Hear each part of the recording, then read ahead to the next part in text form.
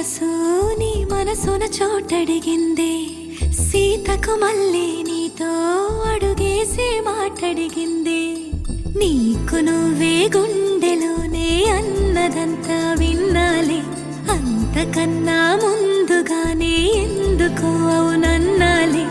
ఇంక పైన నీకు నాకు